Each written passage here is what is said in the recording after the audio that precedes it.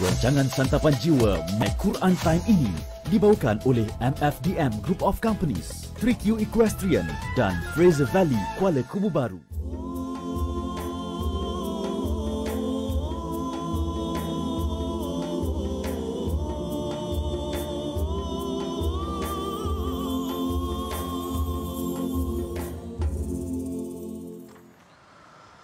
أعوذ بالله من الشيطان الرجيم بسم الله الرحمن الرحيم الحمد لله رب العالمين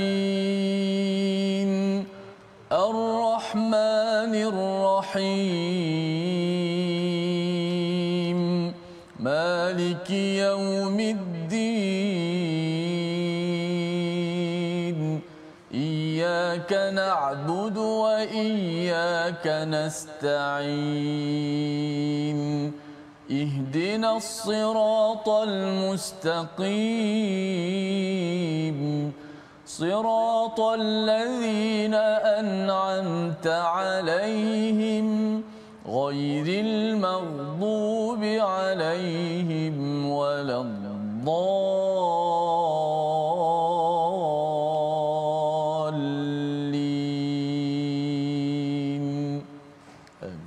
Assalamualaikum warahmatullahi wabarakatuh. Alhamdulillah wassalatu wassalamu ala Rasulillah wa ala alihi wa man wala syada la ilaha illallah syada Muhammadan abduhu wa rasuluhu. Allahumma salli ala sayidina Muhammad wa ala alihi wa sahbihi ajma'in. Amma ba'du. Apa khabar tuan-tuan dan puan yang dirahmati Allah sekalian? Kita bertemu dalam My Quran Time baca faham amal pada hari ini. Kita sama-sama ingin melihat kepada halaman 521 memulakan ataupun melihat kepada surah baru iaitu surah Az-Zariyat, surah yang ke-51, dan pada hari ini kita bersama Al-Fadil Ustaz Tirmizi Ali. Apa khabar Ustaz? Baik, alhamdulillah. Safah khabar? Alhamdulillah Ustaz ya. Alhamdulillah Ya. Kita surah baru Ustaz ya. Surah Betul. baru pada juz 26 dan kemudian seterusnya nanti kita akan masuk ke juz yang ke-27 bersama tuan-tuan yang berada di rumah. Terus kita bersemangat dan kita mengucapkan syukur benar-benar kepada Allah Subhanahu Wa Taala yang izinkan kita untuk sama-sama mengikuti dan juga tilawah Al-Quran pada saban hari, kerana itu adalah ibadah yang amat penting untuk kita mendekatkan diri kepada Allah Subhanahu Wa Taala. Kita mulakan dengan doa kita, subhanakala ilma lana illa ma 'allamtana innaka antal alimul hakim rabbi zidni ilma. Sama-sama kita saksikan apakah sinopsis bagi halaman 521. Bermula daripada ayat 1 hingga 6, kita akan melihat kepada betapa kiamat pasti berlaku. Itu ada pada muka surat 520 di hujungnya itu. Dan kemudian kita menyambung lagi pada ayat 7 hingga 14, sikap orang musyrik mengenai kebangkitan al-ba'th, dan diteruskan pada ayat 15 hingga 23, sifat orang yang bertakwa dan apakah balasannya. Diikuti pada ayat 24 hingga 30, kisah tetamu Nabi Ibrahim dan berita gembira kelahiran Nabi Ishaq alaihi salam. Sama-sama kita baca ayat 1 hingga 21 terlebih dahulu. Tuan-tuan buka pada muka surat 520 di hujung sekali itu, dan kemudian kita akan sambung sehingga ayat yang ke-21 pada hari ini pada bahagian pertama. Silakan Ustaz. Baik, alhamdulillah, terima kasih Ustaz Fazrul, penonton-penonton, sahabat-sahabat Al-Quran yang saya kasih sekalian. Alhamdulillah, syukur pada Allah Subhanahu Wa Taala, dan tak lupa kita untuk sentiasa berselawat ke atas junjungan besar Nabi kita Muhammad sallallahu alaihi wasallam dengan ucapan Allahumma salli ala Muhammad wa ala ali Muhammad. Moga-moga Allah Subhanahu Wa Taala mempermudahkan urusan kita, insya-Allah. Kita bersama dengan Al-Quran, My Quran Time baca faham amal. Hari ini muka surat 521 Ustaz Fazal. 521. Tapi kita mulakan ambil pada ayat pertama yang berada pada muka surat 520 di bawah itu. Orang kata apa, biar kemunasabahan itulah. Kita mulakan alang-alang ada dua baris dan kita terus ambil pada ayat pertama, sebab semalam kita dah berhenti pada ayat akhir surah Qaf. Cantiklah kita mula pada ayat pertama dan meneruskan sehingga pada ayat 21. Jom sama-sama kita baca dengan struktur ayat hari ini. Berbeza pula daripada surah Qaf, dan tadabbur juga akan berbezalah. Lagu pun akan berbeza juga. Tadabbur pastilah, insya-Allah Safas akan memberikan pencerahan dia. A'udzu billahi minasy syaithanir rajim. بسم الله الرحمن الرحيم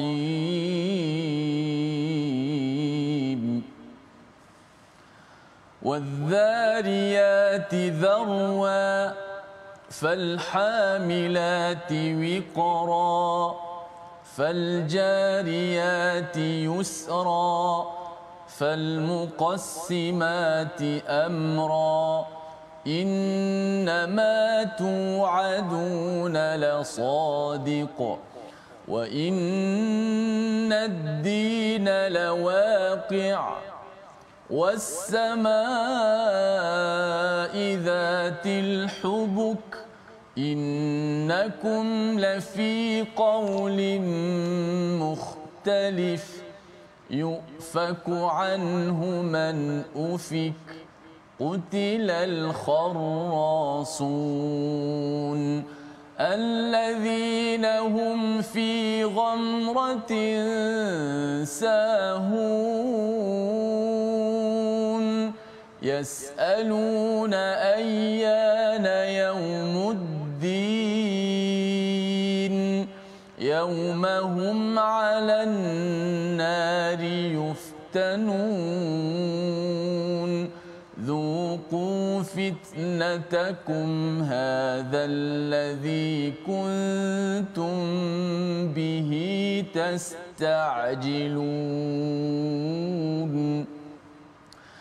إن المتقين في جنات وعيون آخذين ما آتاهم ربهم إنهم كانوا قبل ذلك محسنين كانوا قليلا من الليل ما يهجعون وبالأسحار هم يستغفرون وفي أموالهم حق للسائل والمحروم وفي الأرض آيات للموقنين وفي أنفسكم أفلا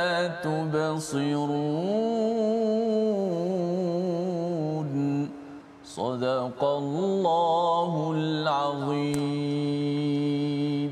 Surah Al-Nazim, gitulah bacaan daripada ayat 1 hingga 21 surah Az-Zariyat, surah yang bermaksud demi angin. Maksudnya Az-Zariyat itu adalah angin yang menerbangkan apa?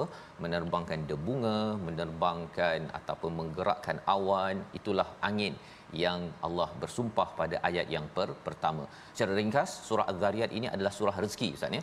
Kalau ada orang kata menarik rezeki, menjemput rezeki, nak luaskan rezeki, nak jadi kaya, sebenarnya surah Az-Zariyat adalah salah satu surah yang bercerita banyak berkaitan dengan rezeki. Allah bersumpah pada ayat yang pertama, wadzariyati zarwa, demi angin yang menerbangkan sekuat-kuatnya, falhamilati wiqra, yang membawa angin ataupun membawa awan dengan beban yang berat, faljariyati yusra, dan juga jariyat itu kapal-kapal yang berlayar dengan mudah, ya, dengan angin itu sendiri. Allah bersumpah dan Allah terangkan apakah fungsi angin pada ayat yang kedua dan ayat yang ketiga. Malah lebih daripada itu, Allah menerangkan fal muqassimati amra, iaitu malaikat-malaikat membahagikan rezeki, yang salah satu punca perkara paling pentingnya adalah berkaitan dengan angin, ya. Dan urusan ini ditentukan oleh Allah Subhanahu Wa Taala. Allah bersumpah dengan satu perkara iaitu angin, dan diterangkan dalam 3 ayat apakah fungsi angin sehingga membawa kepada rezeki yang telah ditentukan. Innama tu'aduna lasadiq, iaitu sesungguhnya apa yang dijanjikan itu pasti benar, iaitu berkaitan dengan kejadian hari ad-din, wa innad-dina lawaqi', iaitu hari pembalasan. Din kita biasa baca, Ustaz ya, Maliki Yaumiddin, penguasa hari pembalasan satu, tetapi din juga adalah agama. Ya, agama dan din ada kaitan dengan dain, iaitu hutang. Jadi apa kaitan hari pembalasan, din dan juga dain? Rupa-rupanya di akhirat nanti kita akan ditanya tentang hutang kita. Segala nikmat yang Allah telah berikan, kereta, rumah, kepandaian, ilmu, peluang yang Allah berikan, keluarga, semuanya itu adalah anugerah daripada Allah dan ia adalah hutang. Hutang yang akan ditanya. Macam mana nak lulus hutang tersebut? Pastikan ianya diuruskan dengan agama. Itu yang maksudnya ad-din. Dan bila Allah menyatakan wa innad dina lawaqi', hari pembalasan itu yang berharga adalah yang telah dibawa ataupun telah dilaksanakan dengan asas agama di dunia itu. Itu saja yang berharga. Kalau tidak diasaskan kepada agama, maka ianya akan diazab oleh Allah Subhanahu Wa Taala. Jadi di sini Allah bersumpah bahawa hari kiamat ataupun pembalasan itu pasti berlaku, dan Allah bersumpah lagi was-samaa'i dzatil hubuq, ya, demi langit yang mempunyai orbit yang pelbagai itu. Untuk apa? Untuk bintang-bintang, untuk matahari, bumi kita ada orbit, semuanya ada jalan masing-masing yang tidak akan berlanggar antara satu sama lain. Macam kita lah maksudnya, atas jalan raya kita tu ada bahagian 1, 2, 3, maka tak berlanggar, tidak berlanggar. Maka jalan itulah yang dinamakan hubuk. Allah bersumpah innakum lafi qaulim mukhtalif, yang orbit ini tak pernah berlanggar, tetapi Allah kata sesungguhnya kamu ini selalu berpendapat yang berlanggar. Istilahnya mukhtalif. Mukhtalif ini selalu berkhilaf ustaz ya, berbeza pendapat ya, walaupun Allah dah bagi dah orbit kepada kita, iaitu dengan turunnya qaul daripada Allah, iaitu Al-Quran. Mengapa berlaku pertelingkahan, perselisihan tersebut? Yufaku anhu man ufik, ya, kerana telah dipalingkan daripada perkara yang sebenarnya. Sebenarnya kita ada wahyu, kita ada panduan daripada Allah Subhanahu Wa Taala, tetapi ada orang yang berbuat pendapat-pendapat yang diistilahkan sebagai kharrasun pada ayat yang ke-10, ya, iaitu pada ayat 10 ini terkutuklah orang-orang yang banyak buat cerita. Kharrasun ini buat teori yang tidak ada asas daripada Al-Quran. Malah dijelaskan pada ayat 11 itu, siapa kharrasun? Alladzina hum fi ghamratin sahun, iaitu dia berada dalam kebodohan dan dalam masa yang sama dia lalai untuk membuat persediaan sampai ke hari akhirat. Dan ini pernah kita jumpa sebelum ini, bila orang-orang yang kufur itu dikaitkan dengan seperti haiwan ustaz ya. Betul. Haiwan, kerana apa? Haiwan itu dia tak bijaklah, ghamrah, dan dia lalai. Dia makan, dia tak perasan pun ada harimau ke ada apa, yang penting dia dapat makan. Jadi bagi umat Islam, bagi umat yang beriman, kita bukan sekadar hidup untuk makan, tapi makan kita adalah untuk hidup, tetapi lebih daripada itu untuk beribadah pada Allah Subhanahu Wa Taala. Pada ayat yang ke-12, yasaluna ayyana yaumuddin. Mereka bertanya, ya, mereka bertanya bila. Ayyana, di situ perkataan yang digunakan ayyana ustaz ya, berbanding dengan mata. Mata kalau digunakan bila dalam keadaan yang positif, bila hari kiamat, bila hari pembalasan. Tetapi bila ayyana ini yang digunakan, dia adalah dalam bentuk yang menyindir ustaz. Bila kan hari kiamat, bila dia cara bertanya mengejek. Itu adalah maksud ayyana yaumuddin, pertanyaan daripada mereka yang sahun, yang lalai tadi. Jadi Allah menjawab, Allah menyatakan yaumahum, hari tersebut ialah mereka berada pada neraka yuftanun, yang mereka akan dicairkan seperti emas dicairkan. Yuftanun daripada perkataan fitnah, maksud asalnya ialah seperti emas ustaz ya, emas bongkah yang kita jumpa ke, kemudian dididihkan sampai tahap 2970 darjah Celsius, akhirnya cair untuk buang kotoran. Maka inilah yang berlaku kepada mereka yang menidakkan ataupun lalai untuk membuat persiapan ke hari akhirat, sehingga kan mereka dididihkan, diseksa, dipanggang di dalam neraka. Dzuqu fitnatakum, ya, rasakan apa yang kamu siksa kamu.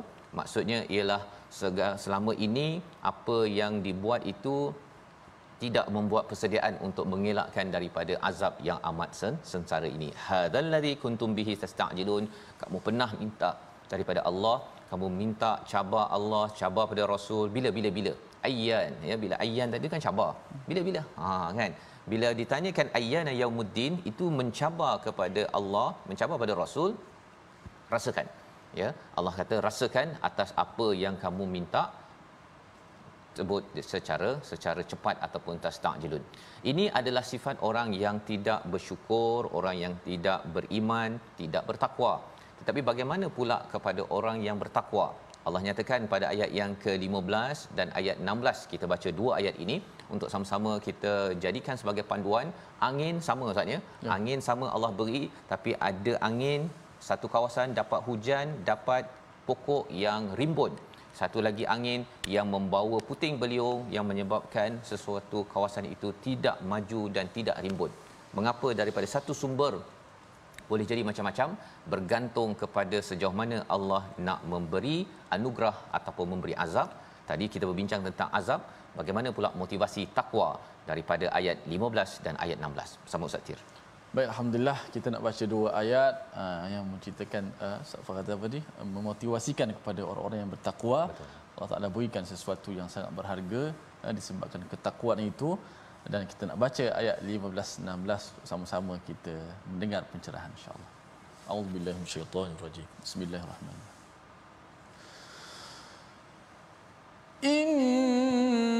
Innal muttaqina fi jannatin wa 'uyun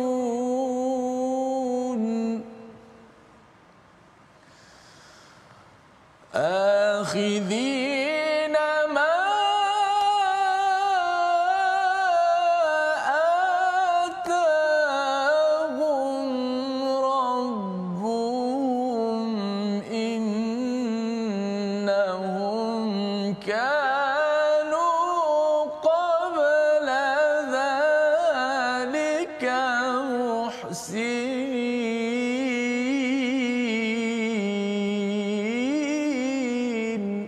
Sadaqallahu. Surah Al-Azim ayat yang ke-15. Sesungguhnya orang yang bertakwa berada dalam taman-taman syurga dan mata air, iaitu istilahnya jannat dan juga wa'uyun. Jannat, kebun-kebun ini adalah kebun yang rimbun, ya, diberikan kepada siapa? Kepada orang-orang yang di dunia ini dia selalu bertakwa Ustaz ya. Dia tidak mukhtalif, tidak berbeza pendapat dengan Al-Quran. Dia selalu ikut Al-Quran dan dia tidak percaya kepada segala ataupun ifk, segala perkara-perkara yang menipu, yang tidak diasaskan kepada kebenaran. Dan Allah menyatakan dapat jannatin wa uyun, dan mendapat mata air. Walaupun dia mungkin tak berapa kaya di dunia tetapi masih lagi bertakwa, dan kalau dia kaya di dunia dia tetap bertakwa menyebabkan dia layak untuk mendapat kebun-kebun dan mata air. Kita sudah berbincang dalam surah Muhammad bagaimana ada sungai daripada madu, daripada susu, daripada air, daripada arak, ya, pelbagai jenis ini kerana apa? Kerana takwa yang ditunjukkan. Akhiri nama atahum rabbuhum, di akhirat di syurga itu mereka ambil apa yang diberikan kepada mereka.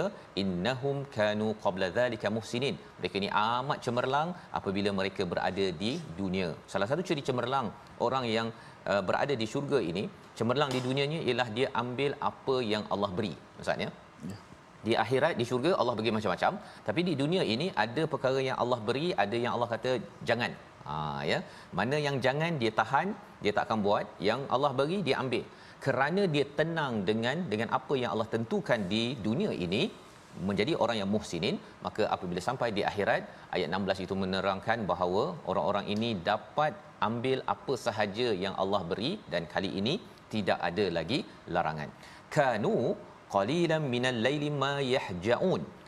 Salah satu ciri cemerlang mereka ini, macam mana mereka boleh kuat semangat ini, mereka ini pada waktu malam Ustaz ya, yahja'un, ma yahja'un. Yahja'un ini maksudnya ialah tidur Ustaz ya. Jadi mereka ini tidur sikit je. Tidur sikit. Ni rahsia tu Ustaz. Rahsianya. Rahsia nak jadi cemerlang satu, biasa orang cakap bagaimana nak menjadi cemerlang, adalah tipsnya 1 2 3 4. Rupanya dalam ayat 17 ini, muhsinin ini kanu qabla dhalika muhsinin, mereka ini sebelum ini cemerlang pasal di dunia itu bab tidur malam ini dia kurang. Dia kurang, dan inilah yang ditunjukkan pada ayat yang ke-17.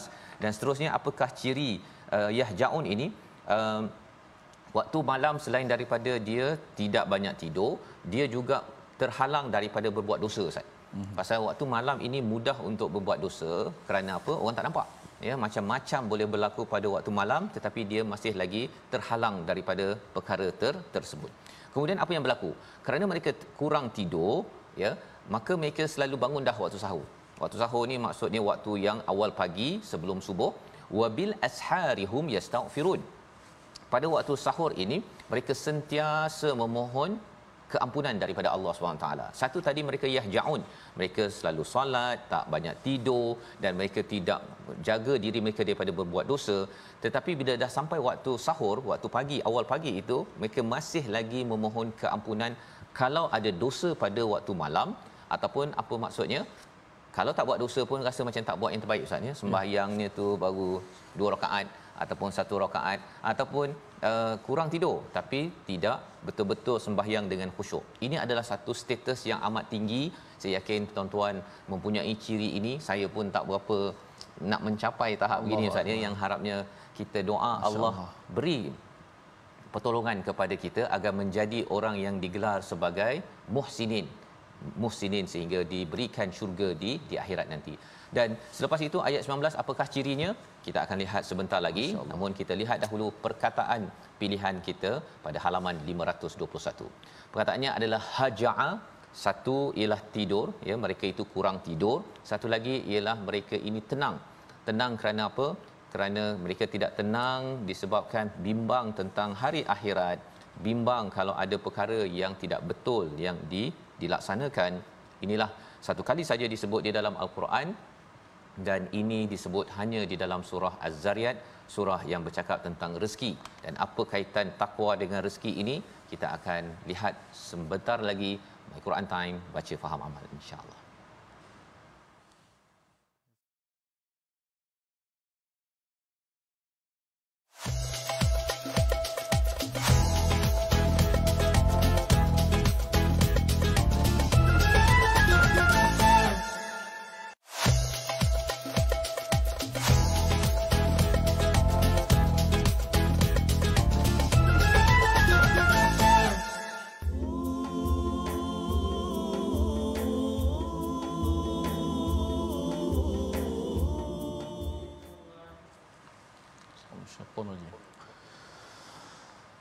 Bismillahirrahmanirrahim. Wadh-dhariyati dharwan falhamilati wiqran faljariyati yusran falmuqassimati amra. Sadaqallahul azim. Telah petikan ayat daripada ayat pertama dan ayat keempat surah Az-Zariyat, yang bunyi-bunyinya dia pun subhanallah, di hujung-hujungnya dharwa, wiqra, yusra, amra. Mungkin tak bertemu pada tempat-tempat yang lain. Nak menceritakan bahawa inilah dari sudut bacaan, dari sudut bunyi suara Al-Quran itu, Allah memperlihatkan, menunjukkan ataupun kita memperlihatkan kemu'jizatan ataupun inilah bukti bahawa Al-Quran daripada Allah Subhanahu Wa Taala. Alhamdulillah sahabat-sahabat sekalian, terus setia My Quran Time. Kita ngaji sikit tajwid pada kali ini. Tengok slide kita. Apakah contoh-contoh pada ayat yang ke-29. Dua ayat terakhir yang akan kita baca nanti. Fa aqbalat imra'atuhu fi sarratin fasakkat wajhaha wa qalat ajuzun aqim. Sempurnakan huruf tebal dan nipis dalam ayat ini. Okey, dalam ayat ini memang mencabar. Baca secara macam tu pun saya rasa macam payah. Fa aqbalat imra'atuhu fi sarratin fasakkat wajhaha wa qalat ajuzun aqim.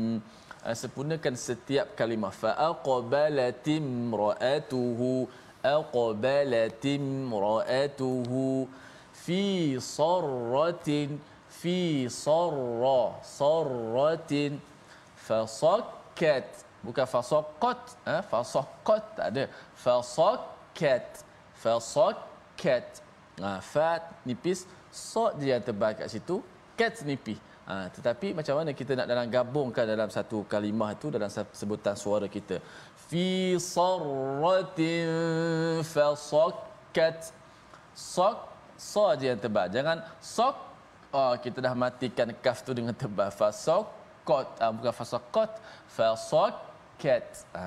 Wajhaha ada dua ha. Wajhaha. Biar jelaskan, timbulkan dua-dua ha tu bunyi dua kali. Jangan wajah. Wajah. Tak jelas tu. Wajah. Tak boleh. Wajhaha. Wajhaha. Sini banyak sikitlah safah kita guna nafasnya. Sebab huruf-huruf yang bersifat angin ni memang keluar nafas banyak sikit. Jadi berhentilah dulu. Fasaqat wajhaha. Berhenti kat situ. Ambil balik. Fasaqat wajhaha wa qalat ajuzun aqim. Ada juga safah sebahagian segelintir kerana dia nak jimatkan nafas dia, takut nafas dia habis. Ni kalau orang baca berlagu lah. Saya nasihatkan juga pada diri saya dan sahabat-sahabat, jangan kita utamakan lagu tu sehingga kita tak nak keluarkan suara huruf tu yang sebenar kerana nak menjimatkan nafas. Seperti macam ni. Faqat wajhaha. Macam gitu. Sad tu tak jelas. Ha pun tak jelas sebab takutnya nafas habis kat situ. Jadi kita kena berikan juga hak dia. Jadi utamanya adalah hak huruf itu dulu, kemudian barulah lagu tu Ustaz ya. Masya-Allah ya. Jadi itu panduan penting untuk bagaimana kita membaca ayat 29 ya, dengan masa yang pendek kita belajar, tetapi sebenarnya pada muka surat ini ada beberapa tempat yang perlu diberi perhatian Ustaz ya. Khawatir nanti kita terbabas ya, terutama bagi perkataan-perkataan ataupun huruf-huruf yang perlu kita beri perhatian. Jadi itu pelajaran pada hari ini dan kita ingin teruskan selepas ini pada bahagian kedua kita, namun kita ingin melihat apakah lagi sifat orang-orang yang cemerlang bertakwa. Pada ayat yang ke-19 yang kita sudah pun baca sebentar tadi, wa fi amwalihim haqqul lis-sa'ili wal mahrum, iaitu pada harta mereka ada hak bagi orang yang meminta dan juga orang yang tak nak meminta. Orang yang mahrum, dia rasa macam saya tidak mahu minta-minta lah, tapi harapnya adalah orang yang akan bantu saya kerana dia menjaga kepada kemuliaan dirinya sendiri. Jadi ini sifat orang yang cemerlang, yang bertakwa untuk dimasukkan ke dalam syurga bila ada harta Ustaz ya. Bila mereka ada rezeki harta ini, mereka tahu bahawa amwal mereka itu bukan milik mereka semua. Ada hak orang yang meminta dan orang yang tidak minta. Jadi dia pergi cari orang yang tak minta, dan orang yang minta dia permudahkan ya, dia permudahkan untuk diberikan. Itu ayat yang ke-19. Dan kemudian pada ayat yang ke-20 itu, orang-orang yang cemerlang, dia nampak, dia yakin kepada ayat Allah di bumi ya, wa fil ardi ayatul lil muqinin, dan juga wa fi anfusikum afala tubsirun. Pada diri mereka juga mereka perhatikan betul-betul kebesaran Allah Subhanahu Wa Taala. Apa yang hebatnya, kalau kita tengok pada bumi ini, kalau kita bercakap tentang Nabi Musa Ustaz ya, dia ada tongkat. Tongkat dia letak je kemudian terbelah bumi kan. Tetapi rupa-rupanya kita juga kalau ada tongkat daripada batang apa, batang ubi kayu lah contohnya. Ini diberi contoh oleh seorang ustaz lah. Kita ada tongkat tu letak je kat tanah, nanti insya-Allah lepas itu akan tumbuhlah ubi kayu. Boleh makan. Boleh makan. Tak payah pun kita nak pergi fikir pasal ubi kayu tu macam mana dia nak hidup apa sebagainya. Kita tanam sahaja. Nak ceritanya ialah kita juga ada ayat dalam kehidupan kita, dan bila kita tengok apa sahaja di atas muka bumi ini, kita makin yakin bahawa apa? Kita mudah bagi Allah untuk membangkitkan kita di akhirat. Pasal ia adalah sebagai satu hujah. Ya, yakin ini bukan sekadar yakin biasa-biasa, yakin pada hari akhirat. Pada diri sendiri pun dia perhatikan, oh rupanya Allah boleh tumbuhkan kita punya kuku Ustaz ya. Dah potong tumbuh contohnya. Kalau luka tu lepas tu boleh elok. Maksudnya ialah kalau yang tak ada boleh jadi ada, yang tak okey jadi okey. Kalau Allah nak membangkitkan balik kita suatu hari nanti, kita amat mudah untuk diciptakan. Apa lagi perkara yang perlu kita perhatikan agar kita yakin bahawa sebenarnya kita perlu membina jiwa takwa agar rezeki kita di sini dan di sana nanti dimudahkan Allah Subhanahu Wa Taala. Kita baca ayat 22 hingga ayat 30 untuk memahami perkara ini insya-Allah. Silakan Ustaz. Baik, alhamdulillah, sebagai Ustaz Fas, masya-Allah, subhanallah. Muka surat, satu muka surat saja kalau kita tengok daripada tadabbur Ustaz Fas penuh dengan syarat, dengan panduan daripada Allah Subhanahu Wa Taala, dan jelaskan lagi kan, jangan jadi orang yang lalai, dan ciri-ciri orang bertakwa juga memotivasikan kita. Seterusnya beri panduan pula rahsia bangun tengah malam menjadi seorang insan yang sangat hebat. Lepas tu bab rezeki Ustaz Fas. Rezeki. Okey, kita nak baca pula. Okey, ayat yang ke-22 hingga ayat yang ke-30. Jom sama-sama kita teruskan bacaan dengan taranum nahwan kali ini insya-Allah. A'udzubillahi. Bismillahirrahmanirrahim. Wa fis samaa'i rizqukum wa ma tu'adun. Fa wa rabbis samaa'i wal ardi innahu lahaqqun mithla ma annakum tantiqun. هل أتاك حديث ضيف إبراهيم المكرمين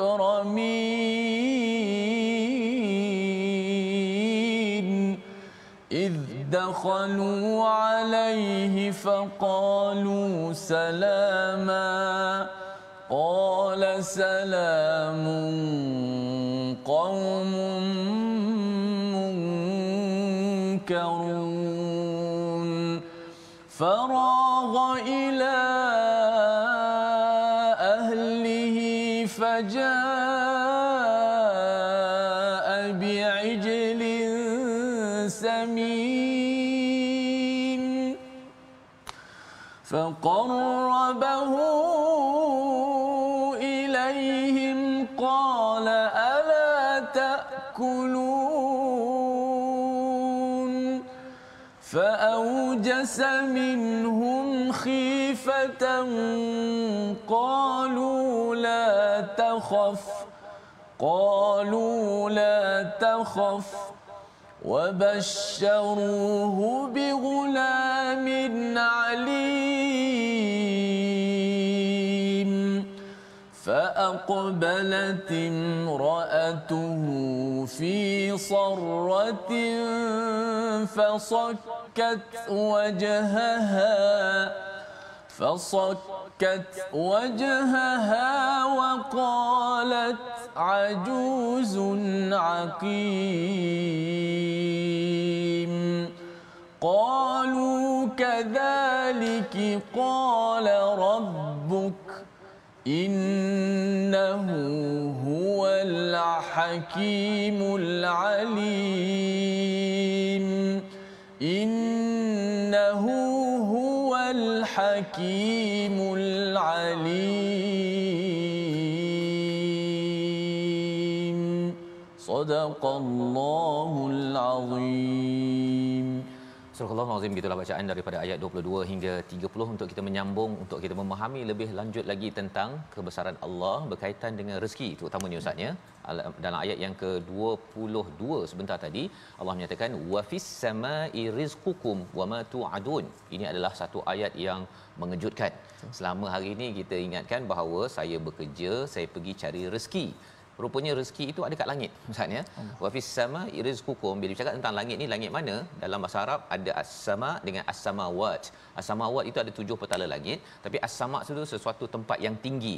Jadi wa fis sama, daripada tempat yang tinggi daripada Allah Subhanahu Wa Taala, rizqukum, rezeki kamu.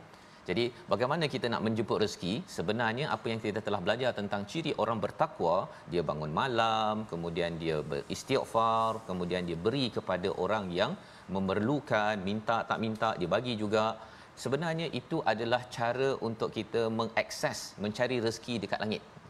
Ya, pelik kalau kita pakai kaedah yang biasa kita faham, kerja dapat duit. Kita mungkin dapat duit tetapi kita tak dapat rezeki, contohnya kebahagiaan, kesihatan, itu semua adalah rezeki.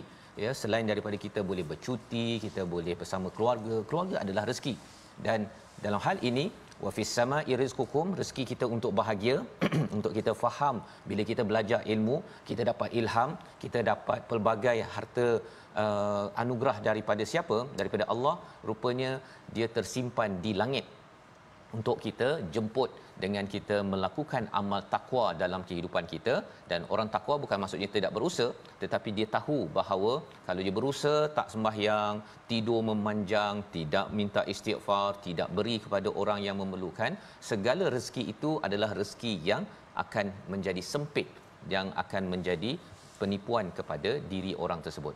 Dan selain daripada itu, daripada langit ini juga wama tu'adun, ya, janji Allah untuk kebaikan-kebaikan yang ada sebenarnya ada di langit, yang kita selalu harapkan bahawa kita dapat janji-janji yang baik ini. Fa warabbis samai wal ard, Allah lah Tuhan langit dan bumi, dan ianya adalah benar, sesungguhnya benar seperti apa yang sungguh kamu katakan. Kamu katakan apa? Maksudnya ialah apa sahaja yang dinyatakan oleh Nabi Muhammad sallallahu alaihi wasallam itu adalah benar, dan ianya adalah suatu perkara yang tidak dapat dinafikan lagi.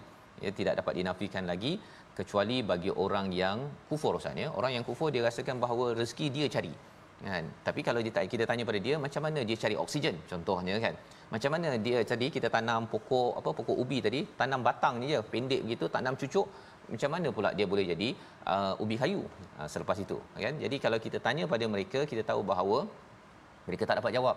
Dan itu jugalah yang perlu kita faham, bahawa rezeki kita usaha juga, tetapi usaha yang paling bijak adalah apabila kita berusaha dengan amal takwa yang dinyatakan pada ayat sebentar tadi. Salah satu contoh bagaimana seorang individu yang bertakwa, Ustaz, ya, kisah Nabi Ibrahim bersama dengan tetamunya. Kita baca ayat 24 hingga ayat yang ke-25, bagaimana Nabi Ibrahim ini adalah seorang individu yang amat memberi kepada mereka yang perlu ataupun tidak, yang minta ataupun tidak minta. Siapakah tetamu yang hadir ke rumah Nabi Ibrahim? Ayat 24 dan ayat 25 kita baca bersama. Silakan Ustaz. Baik, sahabat-sahabat, kita nak baca ayat yang ke-24 dan 25. Ini kisah Nabi Ibrahim. Dengan tetamu, Ustaz Fah. Tetamu dia. Siapa tetamu tu nanti kita tengok. Okey. Ya. Tetamu, bagaimana adab melayan tetamu Nabi Ibrahim sebelum Nabi Muhammad lagi. Sudah pasti kita nak tahu kisah ni yang sangat menarik, insya-Allah. Ayat 24 hingga 25. Auzubillahi minasyaitanir.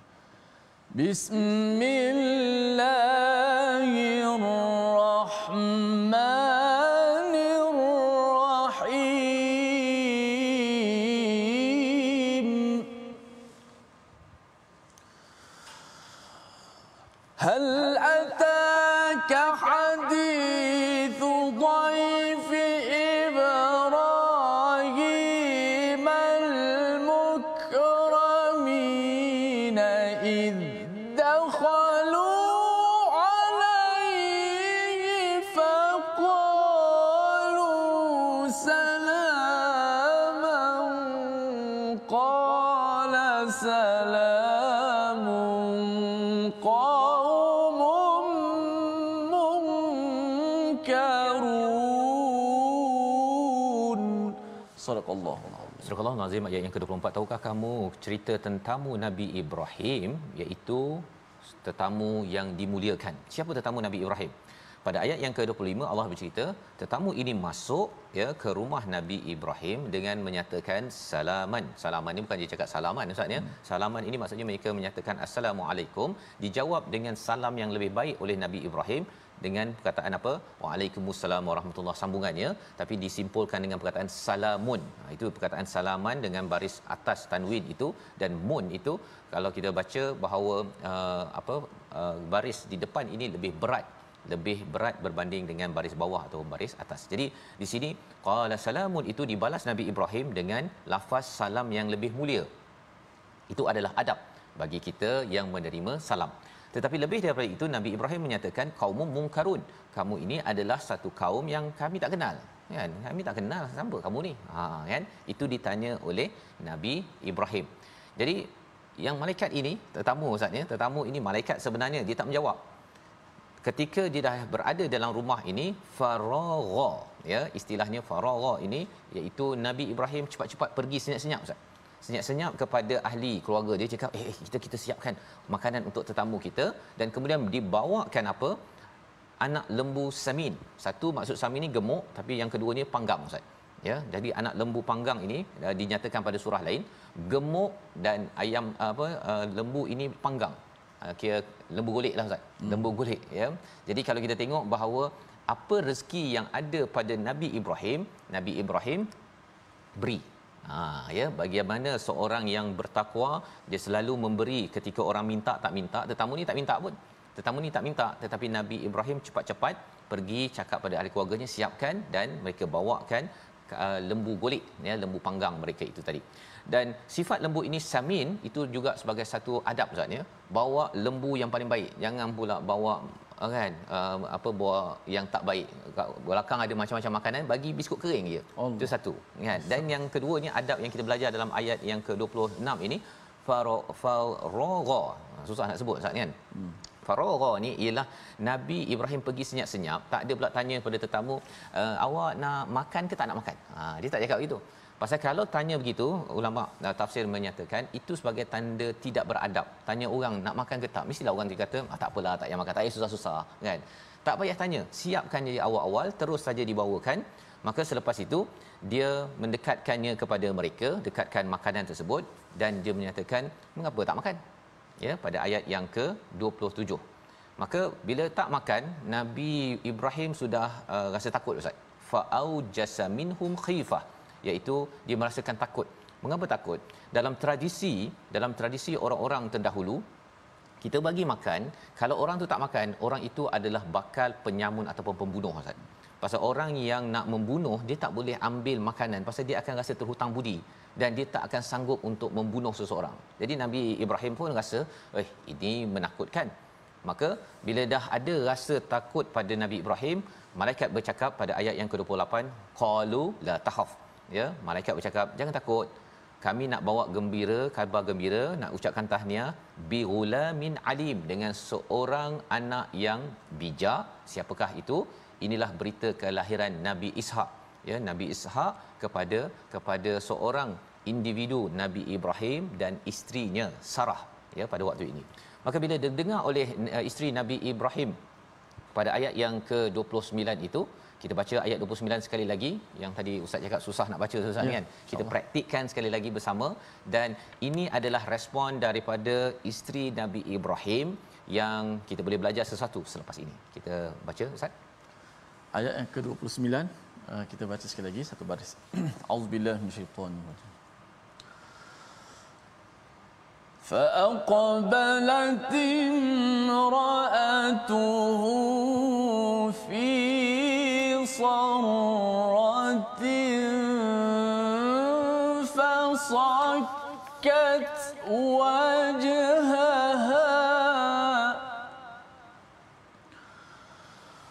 فأقبلت امرأته في صرة فصكت وجهها وقالت عجوز عقيم.